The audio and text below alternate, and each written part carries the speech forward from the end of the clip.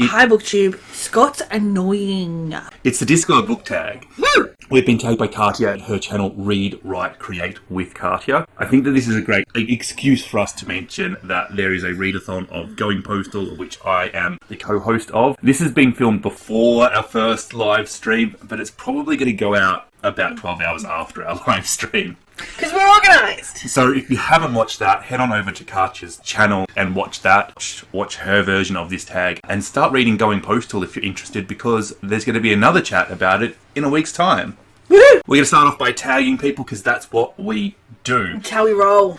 So I've got 5 people I want to tag. And the first person that I want to tag is What Effie Read. Effie is joining us for the Discworld Readathon, and I'd love to see her do this tag. Great booktuber. If you like Discworld, check out her video where she shows you her collector's edition of all the Discworld pretty books. Yeah, they're very pretty. The second person I want to tag is somebody, I don't think we've mentioned them on this channel before, but they're just a wonderful channel who we absolutely love. And it's Jennifer Loves Books. Booktuber from Northern England, reads such a diverse range of books. It's just such a fun and wonderful booktuber who you should all check out. The next booktuber I want to shout out / tag, Leo Bancroft. Leo is another one of these varied booktubers who you don't know what sort of books they're going to read, but I feel Discworld is right up Leo's alley, and just such a wonderful range of fun and interesting books that Leo reads. I want to tag Michelle Lexi because why not?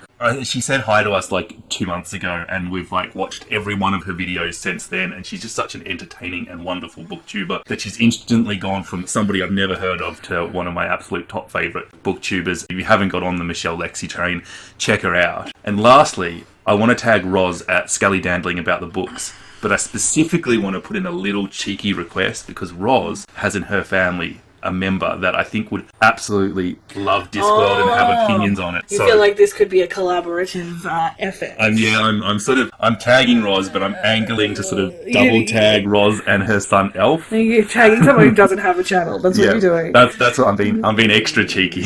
Yeah. But I think that would be an excellent chance for Roz to bring her son into another booktube chat. Or would you like to see it? Yeah, and to be honest, I don't know if Elf lives at home with Roz or not, so it might just be he might have to come in for a shooting session one day. Let's get on with the tag. And stop organising other people's lives, yeah. Yeah. What I think is wonderful about this tag is Katja has said she wants you to talk about stories, which is just her way of being more inclusive. So if you want to talk about your TV shows or your computer games or a play you recently saw, then this tag is perfect. But you can still talk about books. Prompt 1. The Witches. What is your favourite story where the so-called odd folks are far kinder than normal folks? Yeah, RuPaul's Drag Race. I mean, they're not that odd compared to some of the people we hang out with, but there are some oddballs on RuPaul's Drag Race. There's 1 or 2 and they're always my favourite. So if you don't watch RuPaul's Drag Race, what are you doing? What do you actually do with your time?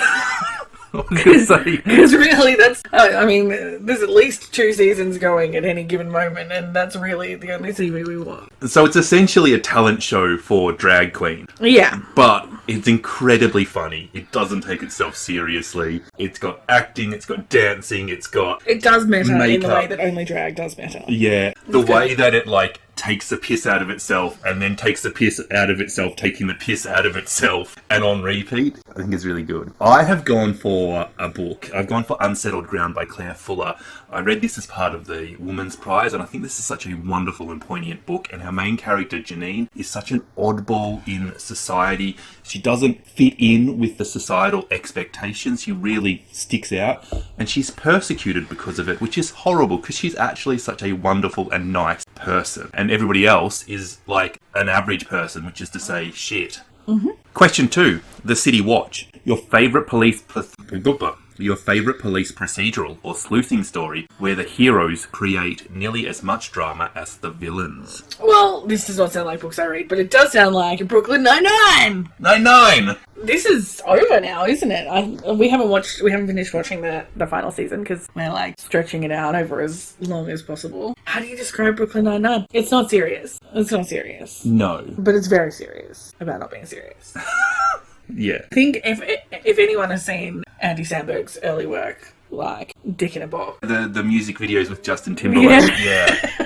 The Lonely Island? Yeah, The Lonely Island. The Lonely Island is the name of the band. Yeah. It's NYPD, but funny and not serious. Although in later seasons they do get into the serious issues surrounding NYPD. They manage to talk about those things and still be hilarious at the same time, which is ridiculous. No one should be able to do that. Also, if you see Stephanie, what's her surname?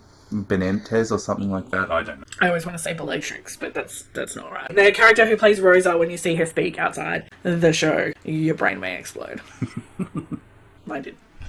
I have brain fragments. You have brain fragments. I went for the girl with the dragon tattoo. Our protagonist here is this young girl who is like tiny, and she's a computer hacker, and she's very wrong, and she's very angry, and she's a bit of a badass vigilante bitch that ain't taking no shit anymore. Is essentially hired as a computer hacker. Was that like an intentional Cool Runnings ripoff, or...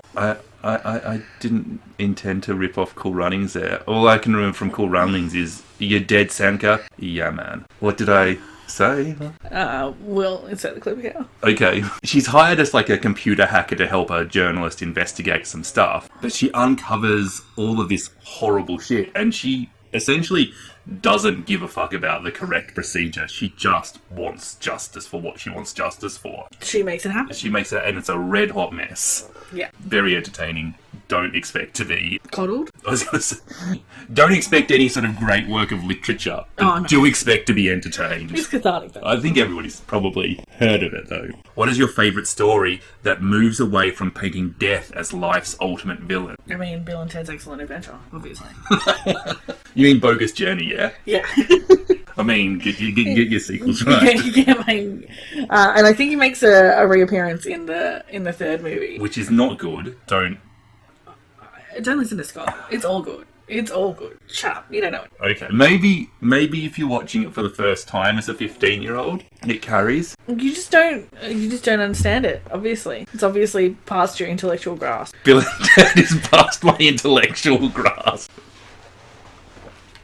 I've taken a very different angle with this now. Have you? Yeah, I'm really hoping not to be mocked by you after that. Yeah. But I'm picking a book that, instead of painting death as life's ultimate villain, it's painting people as life's ultimate villain.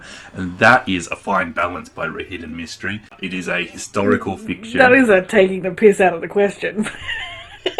Yes, okay. It's a historical fiction set in India around the time of the emergencies. The way that people act towards one another in this book is just absolutely deplorable and horrible. And the idea that death is life's ultimate villain when that shit happens. I did have another answer for this, but I think it fits better for number 4. Moist von Lipwig. What is your favourite story featuring the ultimate anti-hero? Picture of Dorian Gray, I think, is just the only answer to this question. It's a classic anti-hero story, isn't it? Yeah. Do we need to describe Dorian Gray? No. Everybody knows Dorian Gray. Carry on. I have picked the Master and Margarita. The ultimate anti-hero in this story is the devil. Is there a more iconic anti-hero than the devil? I don't know. This is... Maybe Mick Jagger. Pleased to meet you. Mm-hmm. Hope you get my name. Yeah. Yeah, that's really meta, isn't it? As that song is set in Russia, so too is The Master and Marguerite. It's set in Moscow, in what I want to say modern-day Russia, but modern-day when it was written, so 90 years ago. Yeah. And the devil comes to town. As he does. As he does. And he is a black magician, and he makes stuff happens, and, you know, he'll, like, look at you and he'll go, I know you've got all these troubles, but the real question is, how much longer are you going to live for? Yeah, I see. You're going to die of kidney failure in about 8 months' time. But don't worry, you've got about $50,000 saved, so you're going to have a really good 8 months. Very loose retelling of the Faust story, but completely reimagined. It is also a retelling of the Pontius Pilate story. One of the most crazy, ridiculous stories that I've ever read. There is a talking cat who is a major character and is quite indignant at his mistreatment in many aspects of it. I mean, if you're a talking cat, you would get mistreated. He's mocked for, like, wearing clothes to go to a party in. I mean, how dumb does a cat look in clothes? Yeah, and clothes with no trousers. And it's just, well, cats never wear trousers. That would be ridiculous. This novel is ridiculously funny, but it is really, really clever and completely insane. And I think that at some point I have to do a full review on it because it is weird. RINCEWIND or The Wizards. What is your favourite story featuring eccentric academics or an academic institution. This made me think of Hobie from The Goldfinch, because he's a funny old duck with lots of things in his brain. So he's like a reverse academic because he's super well informed but not. I mean, I guess a reverse academic.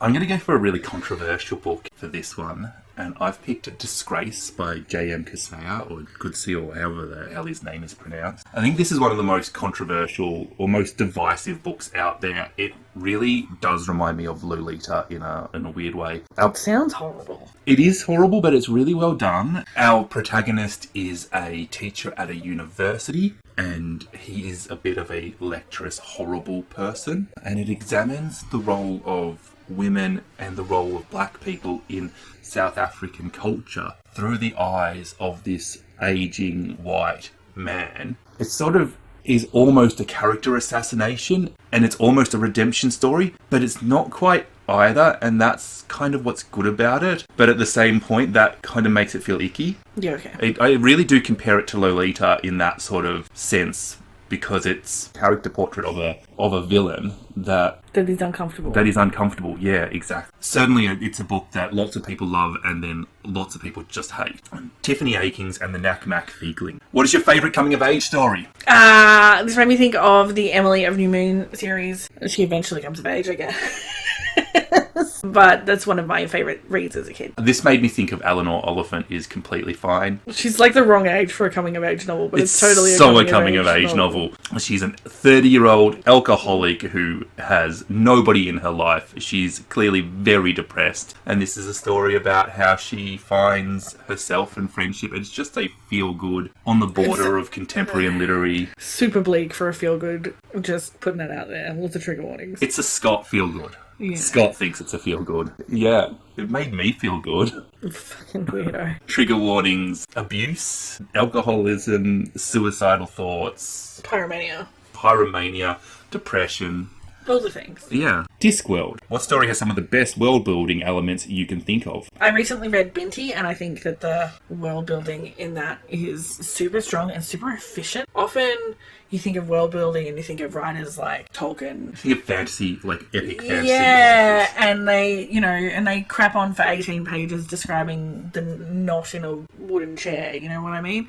And yes, that world is built, but whereas I felt like Binti was the exact opposite of that. It's a very short novel to have good world building in it. Yeah, like some really super efficient strokes, and you understand what's going on. It's just a good read. Well, I'm going to cheat with this one. Of course you are.